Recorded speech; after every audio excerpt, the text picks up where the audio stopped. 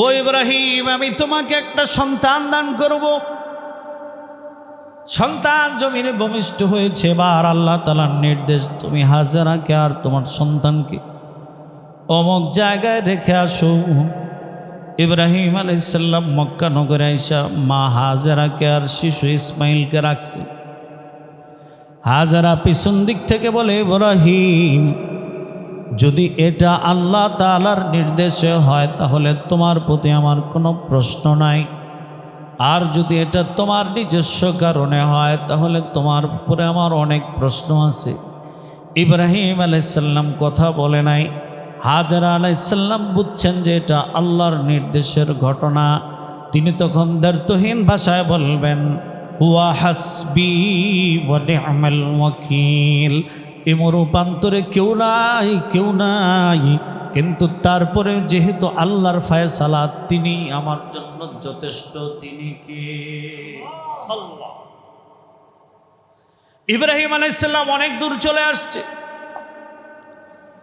এবার পিছনের দিকে ফিরে, সন্তানের দিকে আর বিবির দিকে ফিরে আল্লাহর দরবারে দোয়া করে, রব্বি জাআল হাদাল বালাদা আমিনাও ওয়ারযুক আহলাহু মিনাস সামারাত ওয়াজআল আফইদাতাম মিনান নাসি তাহওয়ি ইলাইহিম ওয়ারযুকহুম মিনাস সামারাত। আল্লাহ, এই নগরীকে তুমি একটা ফলমূল বিশিষ্ট নগরী বানায় দাও। এখানে যারা আসবে তাদের অন্তরগুলোকে আমার এই বাচ্চার বিবির দিকে তুমি ধাবিত করে দাও। ইব্রাহিম আলাইহিস সালাম যে এক মস্ক পানি আর কিছু খেজুর স্ত্রীর কাছে রেখে আসছিলেন। মস্ক বলা হয় একটা ভেড়া অথবা একটা বকরির চামড়াকে পরিশোধন করে যদি পুরাটাকে সেলাই করে তার মুখের এই জায়গায় ফাঁকা রাখা হয়, এটার ভিতরে পানি রাখলে বড় ঠান্ডা থাকে। কই পানি শেষ, খেজুর শেষ। এবার হাজেরা আলাইহিস সালাম দৌড়াদৌড়ি করে কোথাও পানি পাওয়া যায় কিনা। একবার সাফা পাহাড়ের দিকে দৌড়ায়, একবার মারওয়া পাহাড়ের দিকে দৌড়ায়। সাফা পাহাড়ে যখন যায় তখন আবার ভয় হয়, না জানি ইসমাইলের মৃত্যু হয়, দৌড়ায় এসে আবার দেখে। আবার মারওয়া পাহাড়ের দিকে যায় তখন আবার ভয় হয়, এই ফাঁকে না জানি ইসমাইল মারা যায়। এমন দৌড়াদৌড়ির মাঝখানে দেখে শিশু ইসমাইল জমিনের মধ্যে পা মেরে মেরে কান্না করতেছে, আর ওই জায়গা থেকে জমজমের পানি প্রবাহিত হইতেছে। হাজেরা আলাইহিস সালাম এটাকে বেষ্টন দিয়ে আটকাইলেন, নিজে পান করলেন, বাচ্চারে পান করাইলেন। দেখে পানির কোনো অভাব নাই। সুবহানাল্লাহ। হাজার হাজার মানুষ পান করে জমজমের পানি শেষ হয় না। এমনকি সারা দুনিয়ার যত পানি আছে সব পানির একটা গুণ, দুনিয়ার যত পানি আছে, দামি পানি আছে, সকল পানিগুলো পান করলে আল্লাহ তাআলা মানুষের পিপাসা নিবারণ করে। আর মায়ে জমজমের এমন একটা গুণ, এটা পান করলে পিপাসাও নিবারণ হয়, ক্ষুধাও নিবারণ হয়। জমজমের পানি এখানে আল্লাহ তাআলা উৎপত্তি ঘটায় দিয়েছে। কেউ কেউ বলে যে হাউজে কাউসারের পানির চেয়ে জমজমের পানি বেশি দাম। সুবহানাল্লাহ। এই মাসে, এই জিলহজের এই সময়গুলোতে আল্লাহ তাআলা যত ইবাদত বান্দার জন্য নির্ধারণ করেছেন, এর মধ্যে এক গুরুত্বপূর্ণ ইবাদতের নাম হচ্ছে কোরবানি। কোরবানি শব্দ এটা কিরবানুন থেকে আসছে, এর অর্থ নৈকট্য হাসিল করা। অর্থাৎ যে কোনো নৈকট্যকেই কোরবানি বলা হয়। যে কারণে আমরা বলি যে তোমার পিছনে আমার অনেক কোরবানি আছে। বাবা তার সন্তানকে বলে, তুমি যখন ছেলে ছিলে তোমার পিছনে আমার অনেক জানের মালের কোরবানি আছে, মানে ডেডিকেশন আছে, অনেক উৎসর্গ আছে। কোরবানির এই বিধানটা আল্লাহ তাআলা শুধুমাত্র আমাদের নবীর উম্মতের জন্য দিয়েছেন, বিষয়টা এরকম না। আল্লাহ তাআলা কোরআনে বলেন, লিকুল্লি উম্মাতিন জাআলনা মানসাকাল লিয়াযকুরু ইসমাল্লাহ, যে সকল উম্মতের জন্যই এই কোরবানি ছিল, বিভিন্নভাবে বিভিন্ন পদ্ধতিতে।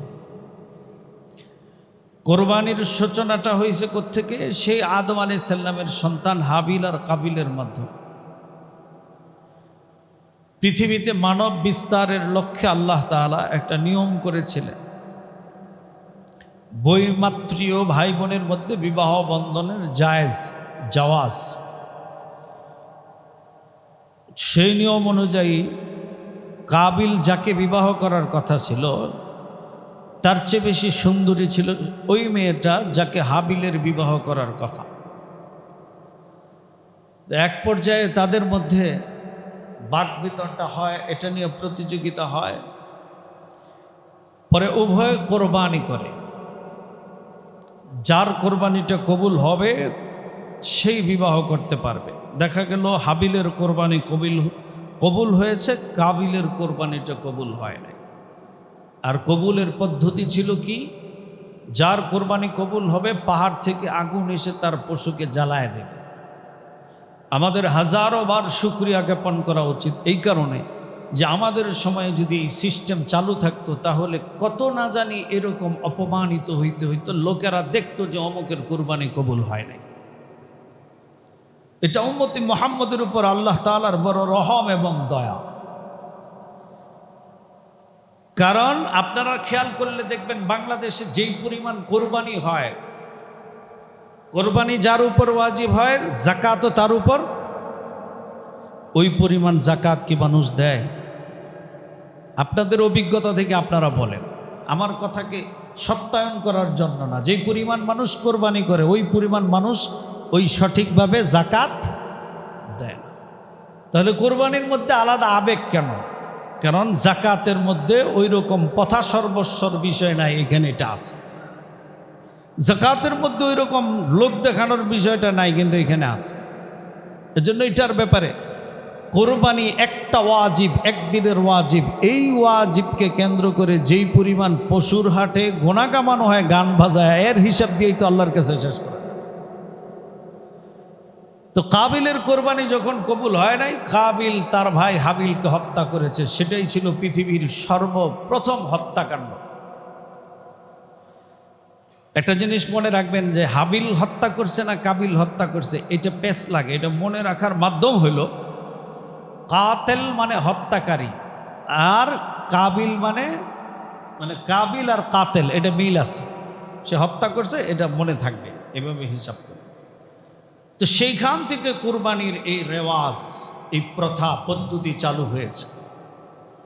আমাদের সামনে যে কোরবানি আসছে সেটা হচ্ছে বাবা ইব্রাহিম আলাইহিস সালাম ইসমাইল আলাইহিস সালামের মধ্যবর্তী যেই ঘটনা, সেই ঘটনার প্রেক্ষিতে আসছে। আম্মাজান আয়েশা রাদিয়াল্লাহু তাআলা আনহা বলেন, আল্লাহর রাসূল সাল্লাল্লাহু আলাইহি ওয়াসাল্লাম মদিনায় 10 বছরের ভিতরে কখনোই কুরবানি মিস করেন নাই। এমনকি কখনো কখনো একাধিক কোরবানি করছে। সাহাবায়ে কেরাম বলে, মা হাদিহিল লাদাহি ইয়া রাসূলুল্লাহ, ও সরকার আমাদের জন্য কোরবানি এটা কোত্থেকে আসলো? আল্লাহর রাসূল বলে, সুন্নাত আবিকুম ইব্রাহিম, এটা তোমাদের বাবা ইব্রাহিম আলাইহিস সালামের সুন্নাত।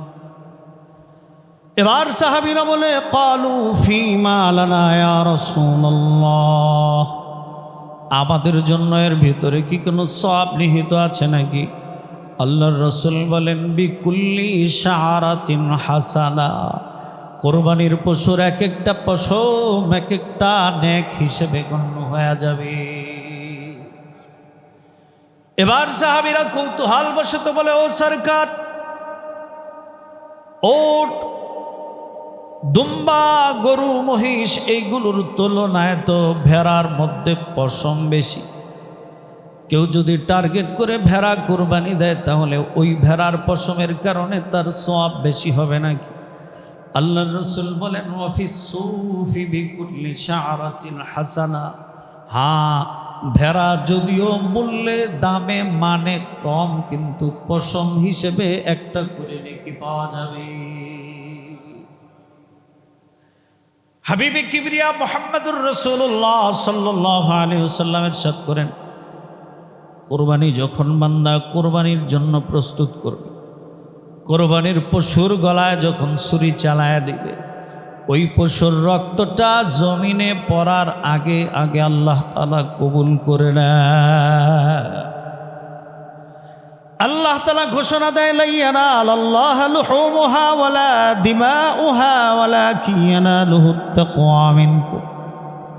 কত সুন্দর ধর্ম। হিন্দু ধর্মে হাজার হাজার টাকার দামি দামি প্রসাদ, দামি দামি ফল কলা পাতার মধ্যে রাইখা নদীর পারে চলে আসে, এগুলো কোনো মানুষ খায় না।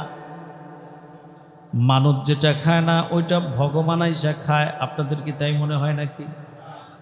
তাহলে প্রতিদিন গঙ্গার তীরে, প্রতিদিন পদ্মার তীরে হাজার হাজার দামি দামি ফলমূল ভোগ দেওয়া হয়, যেটা কেউ খায় না। এমনকি এমন কোনো প্রমাণ নাই যেটা আকাশে উড়ে গেছে। কিন্তু ইসলাম কত সুন্দর। আল্লাহ বলেন, তোমাদের রক্ত, কোরবানির মাংস, রক্ত কোনো কিছু আমার কাছে আসে না। কেমন যেন কোরবানি করার পরে আল্লাহ বলেন, ঠিক আছে আমি এটা পাইলাম, এবার আমি আল্লাহ তোমার জন্য এটাকে হালাল করে দিলাম, তুমি খাও। কত সুন্দর। যে পাঠা বলি দেয়, সেই পাঠা কিন্তু খায়, কারোর জন্য সেটা খাওয়ার নিয়ম নাই। কাঠের মূর্তির সামনে, পাথরের মূর্তির সামনে হাজার হাজার টাকার প্রসাদ দিয়া ফালায় দেয়, কোনো কাজে লাগে। আর আমাদের এমন একটা সুন্দর বিধান, পশুর গোশতটা মালিক চাইলে পুরা ভক্ষণ করতে পারে, অথবা মুস্তাহাব পদ্ধতিতে এক ভাগ আপনজন, এক ভাগ দরিদ্র, এক ভাগ নিজে খেতে পারে। এমনও মাসআলা আছে, যদি দারিদ্র হয়, দারিদ্র বাবার যদি 5টা সন্তান হয়, দারিদ্র না মনে করেন এমনি বাবার ছোট ছোট সন্তান, অনেকগুলো একটা খাসি কুরবানি দিয়েছে, ফোকাহায়ে কেরাম বলে ওই বাবা কাউকে দেওয়া লাগবে না, সে নিজে তার সন্তান নিয়ে খেয়ে ফেলবে। সুবহানাল্লাহ। আবার ওই কোরবানির পশু যেটা আসে, ওই পশুর যে চামড়া আছে, এটা যেহেতু যে কোরবানি দিবে এটা তার হক না, গরিব মিসকিনের হক, এটা আবার অন্য মুসলমানের কাজে আসে। সুবহানাল্লাহ। কোরবানির কোনো পশুর থেকে গোশত ছাড়া আর কোনো খাবারের বিষয় ছাড়া অন্য কোনো ফায়দা গ্রহণ করা যাবে। যেমন কোরবানির রশি বিক্রি করে টাকা নেওয়া, অথবা গাবি গরু আসছে ওইটার দুধ দহন করে বিক্রি করা, অথবা কেউ ভাবলো যে 3টা গরু জবাই করতেছি, ভুঁড়িগুলো এতগুলো কে পরিষ্কার করবে, এগুলো 2000 করে বেচে দেই, সুযোগ আছে না। যদি বেচে দেয় এই টাকা আবার কি করে দিতে হবে?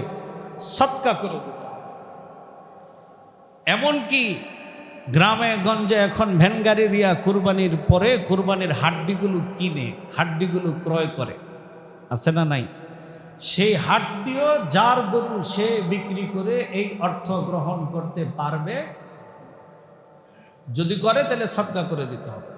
গরুর চর্বি এগুলো কেনা বেচা হয়। আরেকটা প্রাসঙ্গিক মাসালা, ইদানিংকালে মহিলাদের চুল পর্যন্ত ফেরিওয়ালার আইসা নিয়ে যায়, ঠিক কিনা বলেন? ওইটা জায়েজ আছে?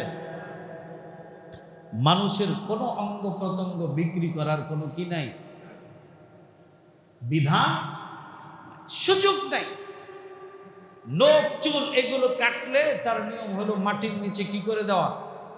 দাফন করে দেওয়া। 2টা কারণে, এক হলো সম্মানের কারণে, 2 নম্বর হচ্ছে কেউ আপনার ক্ষতি করতে চাইলে আপনার চুল নখ নিয়ে কি করতে পারে? আপনার উপরে কুফরি করতে পারে, আপনার ক্ষতি সাধন করতে পারে। এই জন্য সাবধান এই বিষয়ে। তা আমাদের উপরে যে কোরবানি আসছে, এটা ইব্রাহিম আলাইহিস সালামের সুন্নাহ হিসাবে আল্লাহর রাসূল সাল্লাল্লাহু আলাইহি ওয়াসাল্লাম আমাদের উপরে এটাকে ওয়াজিব করে দিয়েছেন, যাদের উপর সামর্থ্য আছে। এই কোরবানিকে কেন্দ্র করে পৃথিবীর যত নাস্তিকরা আছে, যত ইবাদত আছে, ইবাদত আসলেই তাদের গায়ে ফসকা পড়ে যায়, তাদের গা অন্তর্জ্বালা শুরু হয়ে যায়। কথা বলেন ঠিক কিনা?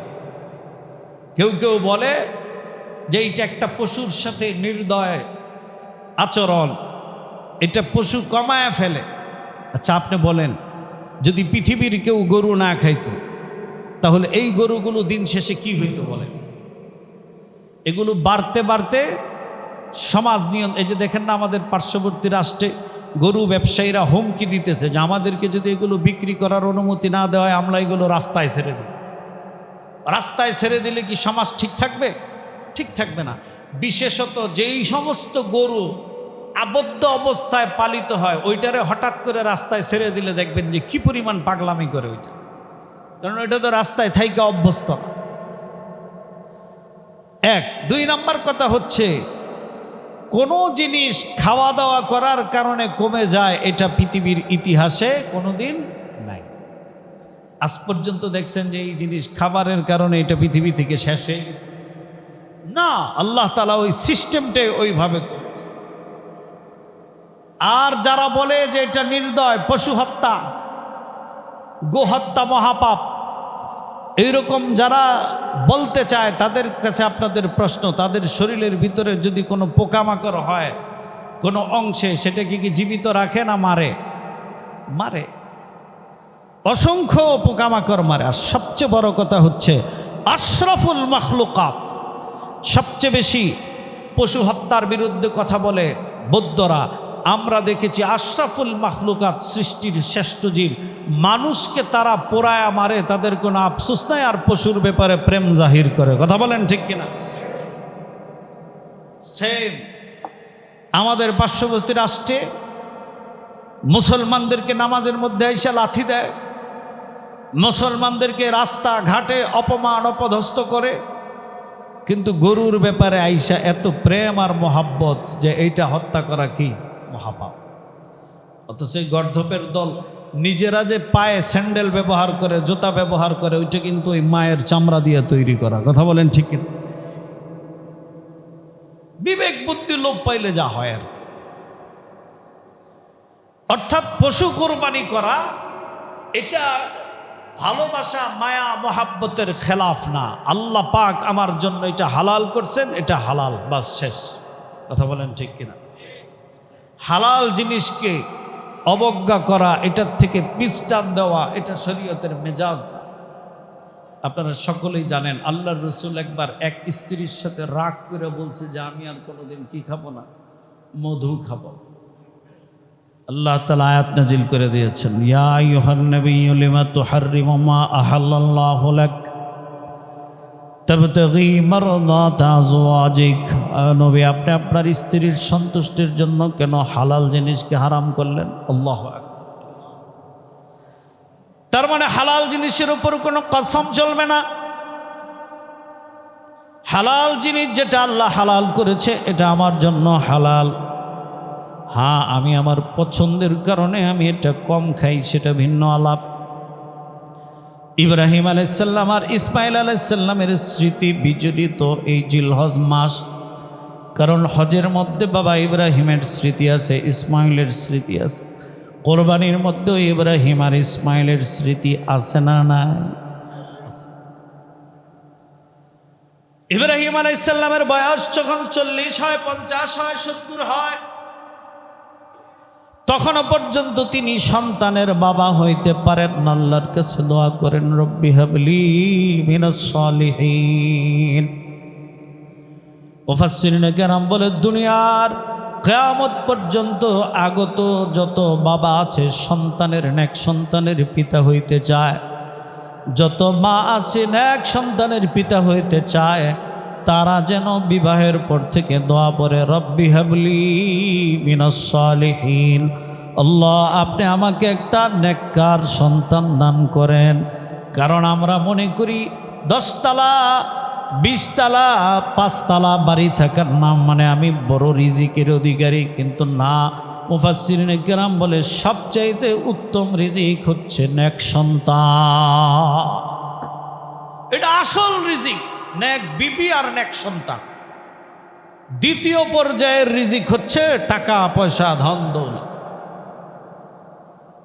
কোরআন বলছে কুররাতা আইনুন লিল্লি, যে সন্তান যদি নেক হয় তার দিকে তাকাইলে চোখ ঠান্ডা হয়ে যায়। কোনো মালের ব্যাপারে বলে নাই যে টাকার বস্তার দিকে তাকাইলে মানুষের চোখ ঠান্ডা হবে। হ্যাঁ, সেটাও হয় যে টাকার পাগল, তার জন্য ওইটাই চোখের শান্তি। কিন্তু 1 নম্বর রিজিক কোরআন সুন্নাহ অনুযায়ী হচ্ছে নেক সন্তান। এটা আল্লাহর কাছে চাইতে হয়। এটা বাবা ইব্রাহিম আলাইহিস সালাম দুনিয়ার মানুষকে শিখাইছে। যখনই সন্তান হলো আল্লাহ পাক বলছে ওয়াবাশশারনাহু বিগুলামিন হালিম, ও ইব্রাহিম, আমি তোমাকে একটা সন্তান দান করব। সন্তান জমিনে ভূমিষ্ঠ হয়েছে। এবার আল্লাহ তাআলার নির্দেশ, তুমি হাজেরাকে আর তোমার সন্তানকে অমুক জায়গায় রেখে আসো। ইব্রাহিম আলাইহিস সালাম মক্কা নগরে আইসা মা হাজেরাকে আর শিশু ইসমাইলকে রাখছে। হাজেরা পিছন দিক থেকে বলে, ইব্রাহিম, যদি এটা আল্লাহ তাআলার নির্দেশে হয় তাহলে তোমার প্রতি আমার কোনো প্রশ্ন নাই, আর যদি এটা তোমার নিজস্ব কারণে হয় তাহলে তোমার উপরে আমার অনেক প্রশ্ন আছে। ইব্রাহিম আলাইহিস সালাম কথা বলে নাই। হাজেরা আলাইহিস সালাম বুঝছেন যে এটা আল্লাহর নির্দেশের ঘটনা। তিনি তখন দ্ব্যর্থহীন ভাষায় বলবেন, হুয়া হাসবি ওয়া নি'মাল ওয়াকিল। রূপান্তরে কেউ নাই, কিন্তু তারপরে যেহেতু আল্লাহর ফায়সালা, তিনি আমার জন্য যথেষ্ট। তিনি কে? আল্লাহ। ইব্রাহিম আলাইহিস সালাম অনেক দূর চলে আসছে। এবার পিছনের দিকে ফিরে, সন্তানের দিকে আর বিবির দিকে ফিরে আল্লাহর দরবারে দোয়া করে, রব্বি জাআল হাদাল বালাদা আমিনাও ওয়ারযুক আহলাহু মিনাস সামারাত ওয়াজআল আফইদাতাম মিনান নাসি তাহওয়ি ইলাইহিম ওয়ারযুকহুম মিনাস সামারাত। আল্লাহ, এই নগরীকে তুমি একটা ফলমূল বিশিষ্ট নগরী বানায় দাও। এখানে যারা আসবে তাদের অন্তরগুলোকে আমার এই বাচ্চার বিবির দিকে তুমি ধাবিত করে দাও। ইব্রাহিম আলাইহিস সালাম যে এক মস্ক পানি আর কিছু খেজুর স্ত্রীর কাছে রেখে আসছিলেন। মস্ক বলা হয় একটা ভেড়া অথবা একটা বকরির চামড়াকে পরিশোধন করে যদি পুরাটাকে সেলাই করে তার মুখের এই জায়গায় ফাঁকা রাখা হয়, এটার ভিতরে পানি রাখলে বড় ঠান্ডা থাকে। কই পানি শেষ, খেজুর শেষ। এবার হাজেরা আলাইহিস সালাম দৌড়াদৌড়ি করে কোথাও পানি পাওয়া যায় কিনা। একবার সাফা পাহাড়ের দিকে দৌড়ায়, একবার মারওয়া পাহাড়ের দিকে দৌড়ায়।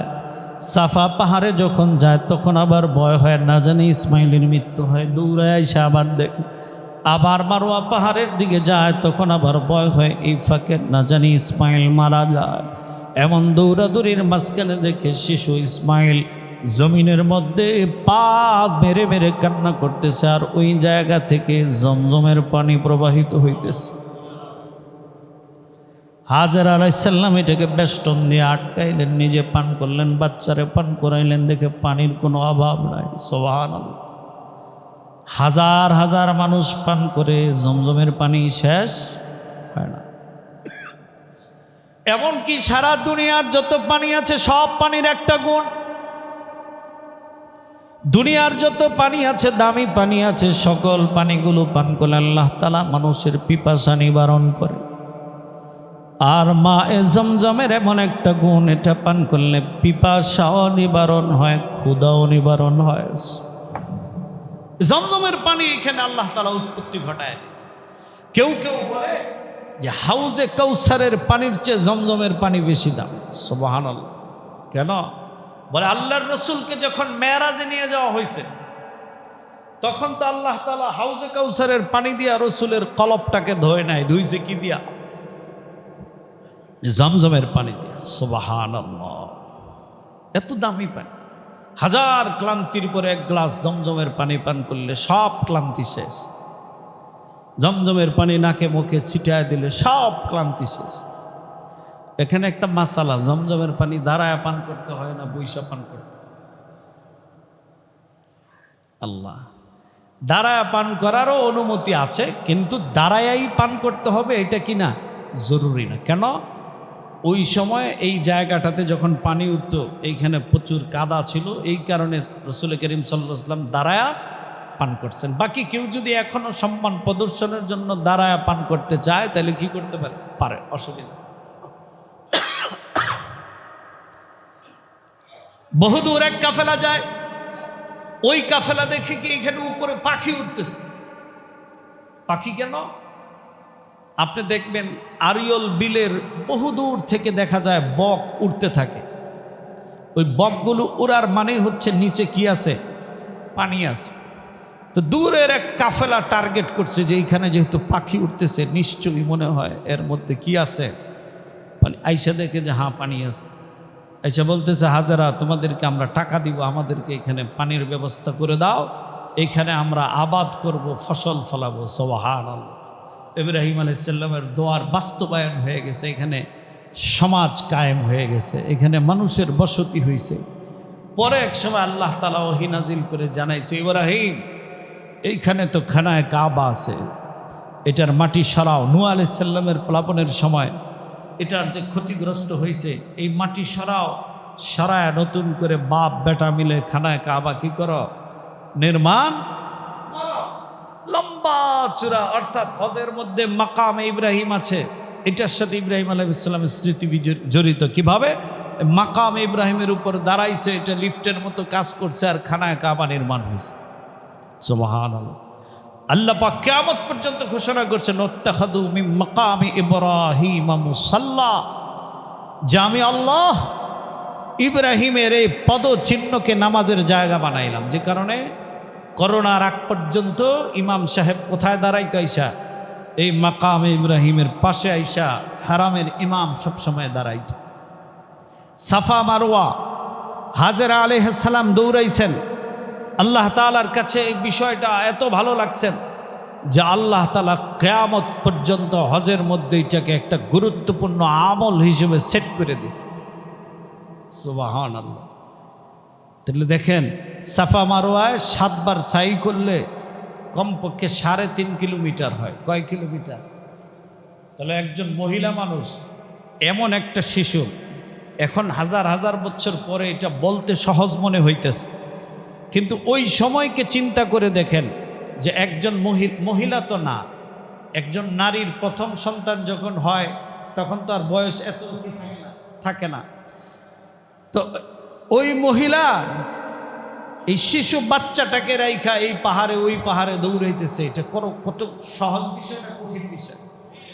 আর এখন তো সাফা মারওয়ার ফ্লোরটা হচ্ছে সবচাইতে ঠান্ডা, এমনকি ঠান্ডায় পা ব্যথা হয়ে যায়। ওই সময় কিরকম দামি মার্বেল ছিল, আর পাহাড় তো এখন অল্প একটু রেখে দিছে নিদর্শনের জন্য। ওই সময় কি পাহাড় এত ছোট ছিল? অবশ্যই না, বিশাল পাহাড় ছিল। ওই পাহাড় থেকে ওই পাহাড় দৌড়েছে সন্তানের, না জানি সন্তানের মৃত্যু। এই কোরবানি, হজ, এগুলো হচ্ছে বাবা ইব্রাহিম এবং মা হাজেরা এবং শিশু ইসমাইল আলাইহিস সালামের স্মৃতি বিজড়িত আমল। এজন্য আমাদের কোরবানিগুলো হবে আল্লাহ তাআলার জন্য। আমরা পশু ক্রয় করার সময় নিয়ত করব যে এটা যাতে আল্লাহর জন্য হয়। আল্লাহ বলেন, কুল ইন্না সালাতি ওয়া নুসুকি ওয়া মাহইয়ায়া ওয়া মামাতি লিল্লাহি রাব্বিল আলামিন। আমাদের কোরবানি, আমাদের সালাত, আমাদের সব কিছু হবে কার জন্য? আল্লাহর জন্য। কোরবানির বিষয়ে আমাদের যেই আমল, সেটা হচ্ছে গত সপ্তাহে আমরা বলেছি কার উপর ওয়াজিব হবে, কে কোরবানি করবে, সব কথাগুলো বলা হয়েছে। তারপরে কোরবানির বিষয়ে কিছু কথা থাকি, অনেক মাসআলা, তো এগুলো আপনারা চাইলে যখন যেটা মনে হবে আমাদের সাথে যোগাযোগ করলে আমরা বলে দেব। তারপরে মৌলিক মাসআলা হলো নিজের হালাল টাকা থেকে কোরবানির পশুটা ক্রয় করা। কাউকে অংশীদার নেওয়ার সময় এটা খেয়াল করা যে সে কি শুধু গোশত খাওয়ার নিয়তে কোরবানি দেয় না আসলে আল্লাহকে খুশি করার জন্য। যদি একজন শরীক গোশত খাওয়ার জন্য কোরবানি দেয় তাহলে সকলের কোরবানি কি হয়ে যাবে? বরবাদ হয়ে যাবে, বাতিল হয়ে যাবে। এজন্য এই বিষয়টাকে খেয়াল রাখা। আর কোরবানির পশুর ক্ষেত্রে ত্রুটিমুক্ত পশু ক্রয় করা। পশু সবগুলো পা ফেলতে পারে কিনা, এই পশুটা চোখে দেখে কিনা, এটা যাচাই করবেন কেমনে? সামনে একটু ঘাস নাড়াচাড়া করবেন। অর্থাৎ সুস্থ সবল মোটা তাজা ভালো মানের পশু কোরবানি করার চেষ্টা করা, যাতে করে এটা আমার ইবাদত হিসেবে কবুল হয়। আর কোরবানির সাথে আকিকার নাম দেওয়া যায় কিনা। আবার অনেকে বলে যে জোর বেজোর সংখ্যায় দেওয়া যায় কিনা। 1 থেকে 7 পর্যন্ত জোর বেজোর উভয় সংখ্যায় দেওয়া যাবে, আকিকাও দেওয়া যাবে। অর্থাৎ আকিকা যদি 5টা নাম কোরবানির হয়, 2টা নাম আকিকার হয়, সেটা দেওয়া যাবে। অথবা 2টা আকিকার, বাকিগুলো কুরবানির, এটা দেওয়া যাবে। মৃত মা বাবার নামে কুরবানি দেওয়া যাবে কিনা? হ্যাঁ, দেওয়া যাবে। অথবা কেউ যদি চায় যে আমি কুরবানি করলাম, একটা নাম রসুল করিম সাল্লাল্লাহু আলাইহি সাল্লামের নামে রাখলাম বরকতে, তো প্রশ্ন হলো ওইটার গোশত খাবে কে? ওইটা যারা বাকি যারা আছে এরা স্বাভাবিক যেভাবে খাইতো ওইভাবেই খাবে। এটা একটা বরকতের জন্য কি করা, দেওয়া, এই সুযোগ আছে। তবে অবশ্যই মনে রাখতে হবে মা বাবার নামে দেওয়ার আগে আগে যাতে নিজের ওয়াজিবটা কি হয়, আদায় হয়, এটার প্রতি সচেষ্ট থাকা। আর কোরবানির চামড়ার যে ব্যাপার, কোরবানির চামড়ার ব্যাপার হচ্ছে এটা গরিব মিসকিনের হক। এটা কাদের হক?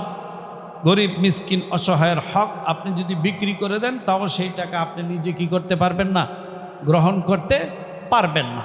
এই চামড়ার হকটা পুরা গরিব মিসকিনের হক। এটা যদি কোনো মাদ্রাসা আসে অথবা কোনো গরিব অনাথ আসে তাদেরকে দিয়ে দিবেন। এই বছর আমার তরফ থেকে কোনো কালেকশন থাকবে না, কারণ হচ্ছে কিছু জটিলতা আছে। যেমন নারায়ণগঞ্জ জেলা প্রশাসক ঘোষণা করছে যে 1 সপ্তাহের মধ্যে ঢাকাতে চামড়া ঢুকতে পারবে না, 1 সপ্তাহ এগুলো লবণ দিয়ে রাখতে হবে। তো সব মাদ্রাসার তো আর সেই ক্যাপাসিটি নাই এরকম 1 সপ্তাহ পর্যন্ত রাখা। তো আপনাদের যেখানে মনে চায়, যেখানে মনে হয় যে এখানে দিলে হক আদায় হবে, এইখানে দিলে গরিব মিসকিনরা পাবে, ওই রকম তার উপযুক্ত জায়গায় দিয়ে দেবে। আর গোশতর ব্যাপারে যে বিষয়টা আসছে, 3 ভাগ করে খাওয়া মুস্তাহাব। গরিবের 1 ভাগ, আপনজনের 1 ভাগ, আর নিজের 1 ভাগ। হ্যাঁ, যদি কেউ পুরাটা দিয়ে দিতে চায় তাইলেও তো কোনো কি নাই, অসুবিধা নাই। এমন অনেক শিল্পপতি আছে যারা গ্রামে 1-2টা কুরবানি দেয়, নিজের ফ্যাক্টরিতে একটা দেয়, যেগুলোর থেকে 1 টুকরাও তার বাসায় আনে না। আবার কারো সিচুয়েশন এমন থাকতে পারে যে 4-5টা মেয়ে, তাদেরকে দিতে হয়, ছেলেরে দিতে হয়, দিয়ে সে অন্য কাউকে অত দিতে পারে না। এটারও কোনো কি নাই, অসুবিধা নাই। অর্থাৎ শরীয়ত আপনাকে সুযোগ দিয়ে রাখছে। এরপরে ইনশাআল্লাহ কুরবানি সম্পর্কে তো আর লম্বা চূড়া আর কোনো কথা থাকবে না। ঈদের দিন হয়তো আমাদের সভাপতি সাহেব যখন জামাত ঘোষণা করবে, ঠিক তার আধা ঘন্টা আগের থেকে আমরা কথা বলবো। ওই আধা ঘন্টা কথা বলার পরেই যথা নিয়মে ঈদের নামাজ হবে, ঈদের জামাত হবে, সব কিছু হবে ইনশাআল্লাহ তাআলা।